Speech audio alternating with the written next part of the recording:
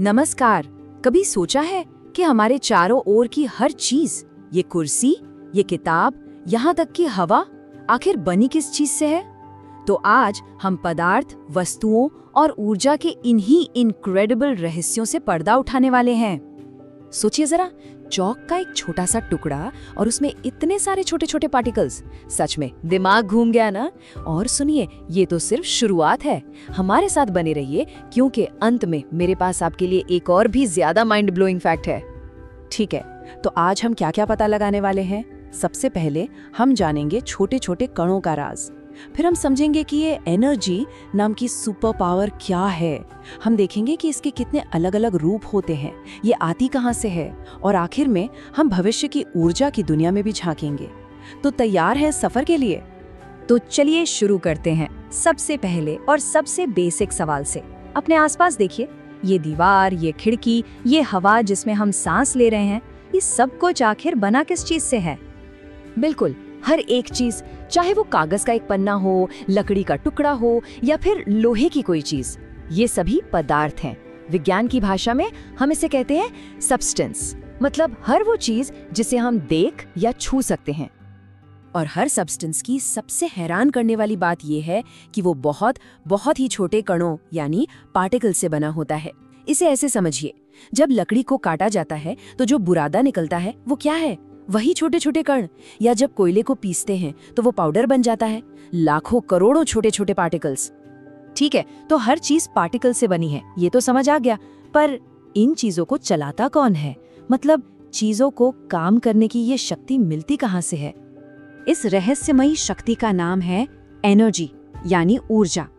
अब इसकी scientific definition शायद थोड़ी मुश्किल लगे, पर आसान भाषा में इसका मतलब है काम करने की शक्ति। सीधी सी बात है, अगर कोई चीज कोई काम कर सकती है तो मतलब उसके पास एनर्जी है। और जब कोई चीज हिलती है, मतलब मोशन में होती है, जैसे कोई दौड़ता हुआ इंसान या हवा में फेंकी हुई गेंद, तो उसमें एक खास तरह की एनर्जी होती है। इसे कहते हैं किनेटिक एनर्जी। याद रखने का सिंपल तरीका, काइनेटिक का मतलब ही है गति। पंखे का एग्जाम्पल लेते हैं, जब वो बंद है तो बस शांत खड़ा है, कोई काम नहीं कर रहा। लेकिन जैसे ही हम स्विच ऑन करते हैं, बिजली उसे देती है किनेटिक एनर्जी और वो घूमने लगता है, हवा देने लगता है, मतलब वो काम कर रहा है। अब एक मजेदार सवाल, जरा सोचिए, अगर हम किसी तरह उस पंखे को डबल बिजली दे दें तो क्या होगा? क्या वो रॉकेट बन जाएगा? नहीं, वो और भी तेजी से घूमेगा। और यही तो सबसे जरूरी बात है, जितनी ज्यादा एनर्जी उतना ज्यादा काम।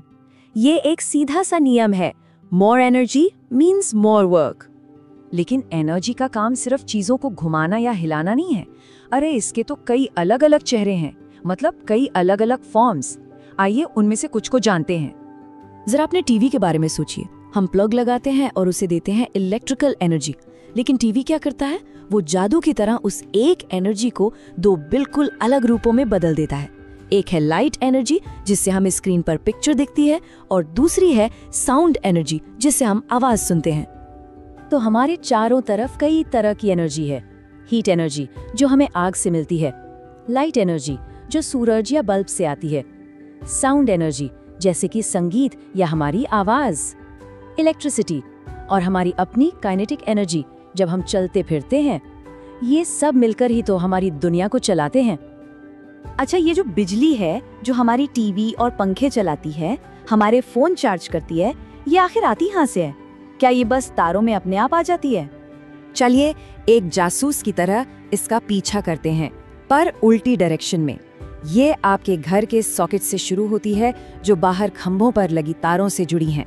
वो तारें मीलों दूर एक बहुत बड़े पावर स्टेशन तक जाती हैं। और वो पावर स्टेशन अपनी शक्ति कहाँ से लेता है? कोयला, बहता हुआ पानी या तेज हवा जैसे नेचुरल सोर्सेस से। ज्यादातर पावर स्टेशंस में वे कोयला और मिनरल ऑयल जैसे फ्यूल्स, मतलब ईंधन का इस्तेमाल करते हैं। वे इसे जलाते हैं, जिससे बहुत गर्मी पैदा होती है, जो पानी को भाप में बदल देती है। और फिर उसी भाप से बड़े बड़े टरबाइन घूमते हैं और बिजली बनती है। लेकिन क्या ऊर्जा के ये सारे स्रोत एक जैसे हैं? और क्या ये हमेशा हमारे पास रहेंगे?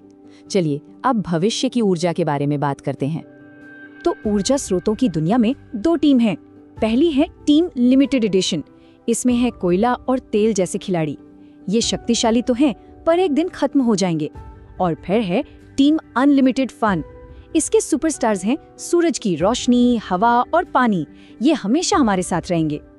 और इसीलिए ये समझना बहुत जरूरी है, सूरज, हवा और पानी ये नॉन एग्जॉस्टेबल यानी अक्षय स्रोत है।